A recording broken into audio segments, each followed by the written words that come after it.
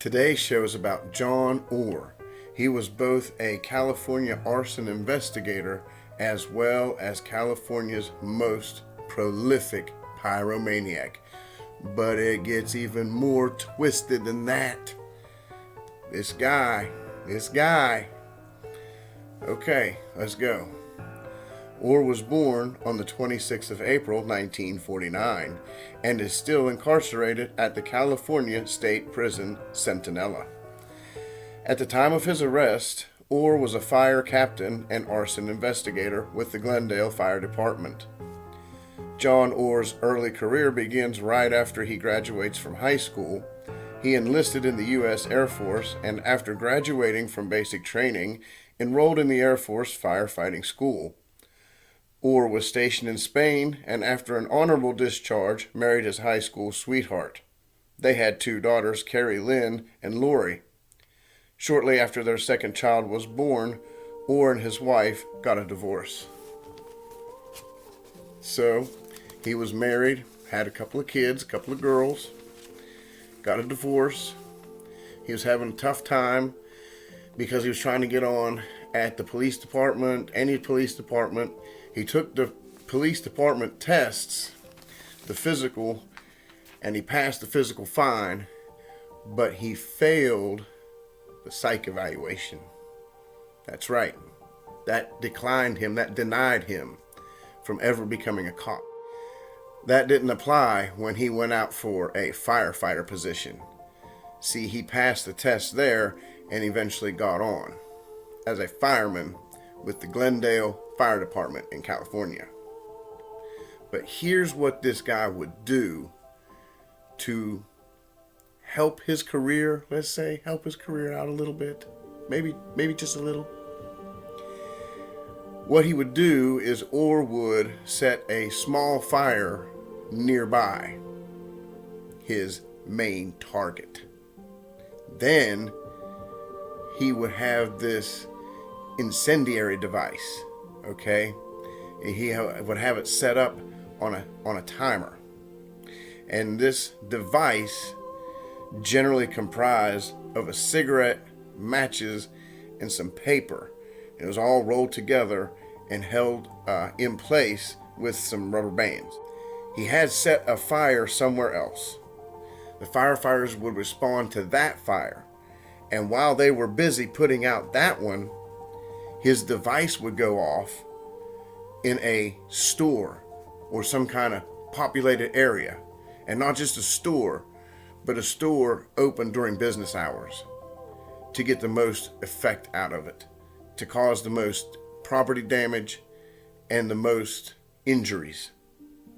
Like, he did it on purpose to hurt people. But it's even more twisted. I haven't even scratched the surface. This is the tip of the tip of the tip of the iceberg. Let me continue.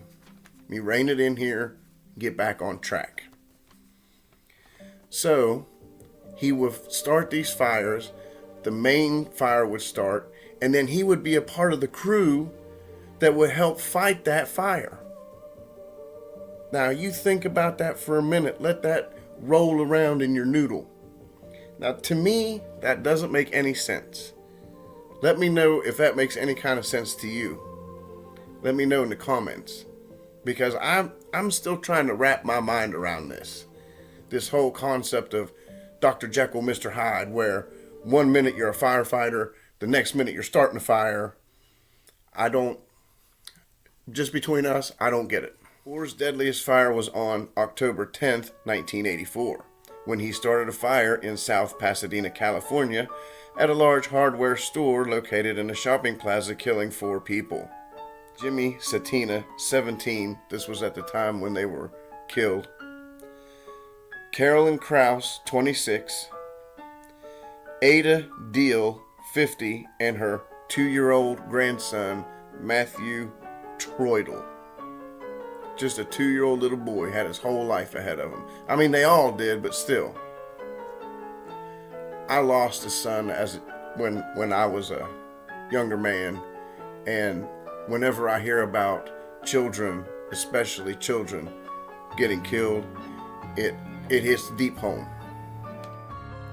And again, he was there, this time as an investigator. And the other local investigators, because he wasn't the only one, but the other ones were convinced that it was an electrical fire. But Orr told them, no, hold up. This was an arson.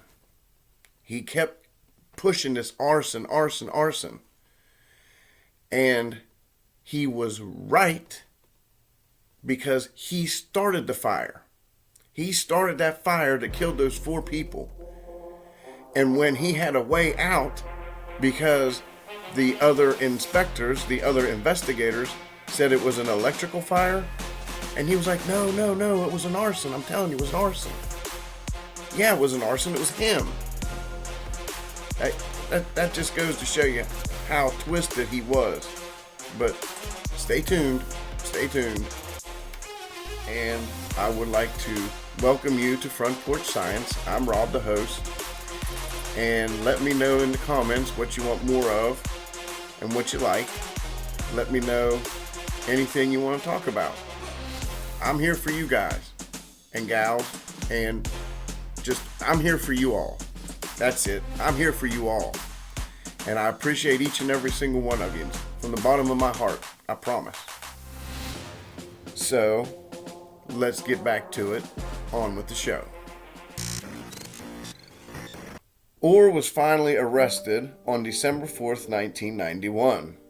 Federally convicted of arson on July 31st, 1992. 6 years later, on June 26th, 1998, the state of California convicted him for the 4 murders that I had listed previously.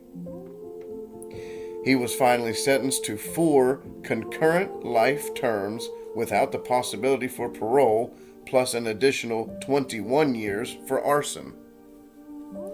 Now here is the sickest part of them all.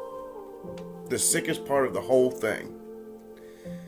This man, John Orr, not only would he start fires that he initially would help fight and then would help investigate, he was what is called a pyrophile.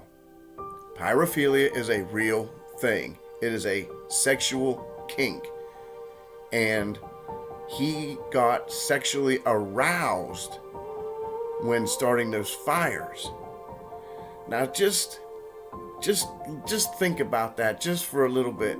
Because when I first heard this, okay, his daughter Lori stated this in an interview that she had done, saying that she couldn't believe it, that it shocked her to her core when she found out that not only was her father starting the fires, but he was getting off on it. He was getting his rocks off on it. The man was a perverted, sick individual, and he's paying for it right now. Let me know in the comments what you want to hear about.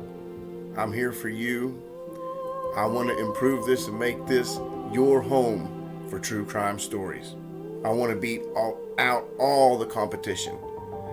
So let's do this together. Let's make the Front Porch the site, not just your site, but the site for true crime stories.